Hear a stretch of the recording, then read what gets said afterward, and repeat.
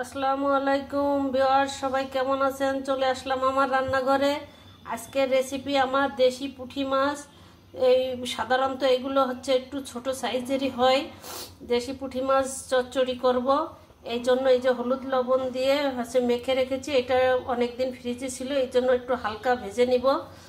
এই যে লাগবে হচ্ছে আমার মশলা, কাঁচামরিচ, সরিষা, জিরা, পেঁয়াজ, রসুন দিয়ে বেটে নিয়েছি। সঙ্গে দেব আরও কিছু পেঁয়াজ কুচিয়ে, আরও দেব ধনে পাতা কুচি। আসুন মূল রেসিপিতে যাই। এই যে হচ্ছে আমি চুলাতে ফ্রাই প্যান দিয়ে দিয়েছি। এখন হচ্ছে দিয়ে দিব তেল মাছটাকে ভাজার জন্য। এই যে দিয়ে দিলাম তেল। তেলটা একটু গরম হলেই দিয়ে দিব মাছ। দেশি পুঁটি মাছগুলো খেতে অনেক স্বাদ হয়, কিন্তু সাইজে একটু ছোট হয়। যে ভিউয়ার্স, মাছটা আমি ফ্রাই প্যানে দিয়ে দিলাম ভাজি করার জন্য। একটু হালকা করে ভাজি নিব, বেশি ভাজি নেব না। হচ্ছে যেহেতু মাছটা অনেকদিন ফ্রিজে ছিল, এই জন্য হালকা ভেজে নিয়েছি। নাহলে টাটকা হলে একসঙ্গে হাতে মাখিয়ে চচ্চড়ি করলে দেশি পুঁটি মাছের স্বাদই আলাদা হতো।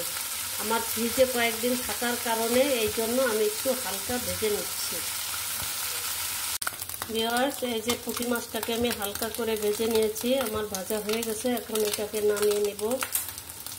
এই দেখুন, এখন একই ফ্রাই প্যানে আমি দিয়ে দিব পরিমাণ মতো তেল।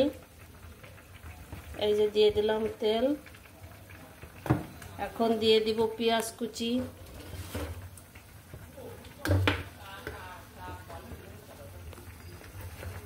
পেঁয়াজটাকে একটু নেড়ে নিয়ে নরম করে নিব।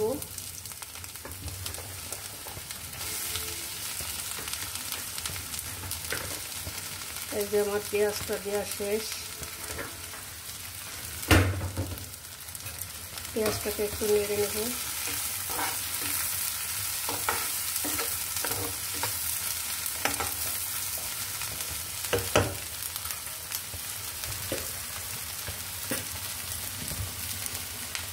পেঁয়াজটা একটু হতে থাক।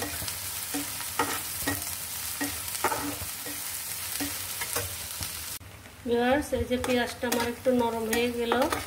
নরম হয়ে যাওয়ার পরে এখন আমি দিয়ে দিব হচ্ছে সেই মশলার পেস্ট। সব কিছু একসঙ্গে বেটে নিয়েছি।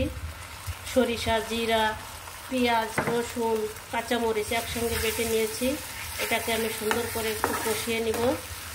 এটার মধ্যে আরও দিয়ে দিব আমি পরিমাণ মতো লবণ, দিয়ে দিব পরিমাণ মতো হলুদের গুঁড়া।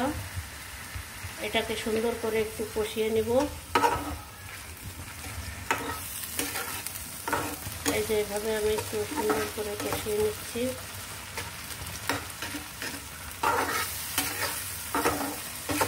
তেলটা আর একটু কষানো হবে। এই যে মশলাটা আমার কষিয়ে নেওয়া হয়ে গেল ভিউয়ার্স। এখন দিয়ে দিব পানি। অল্প করে পানি দেব, যেহেতু আমি চচ্চড়ি করব, বেশি পানি লাগবে না। অল্প পরিমাণে পানি দিয়ে দিব। আর একটু পানি দিয়ে এই যে দিয়ে দিলাম। এখন এটার মধ্যে আমি মাছগুলো সব দিয়ে দিব। এই যে দিয়ে দিলাম আমার সে ভেজে রাখা মাছগুলো। এখন এটা সুন্দর করে জাল হবে, রান্না হবে কিছুক্ষণ।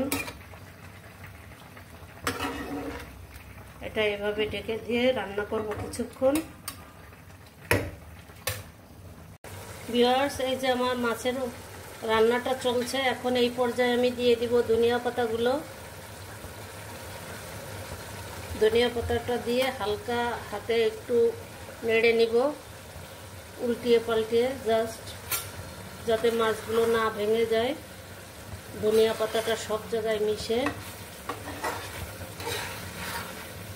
এই মাছটা আমার প্রায় হয়ে এসছে, আর একটু হবে। কে কোথা থেকে দেখছেন আমাকে অবশ্যই কমেন্ট করবেন, যাতে আপনাদের সবাইকে আমি ধন্যবাদ জানাতে পারি। লাইক ফলো দিয়ে আমার পাশে থাকবেন।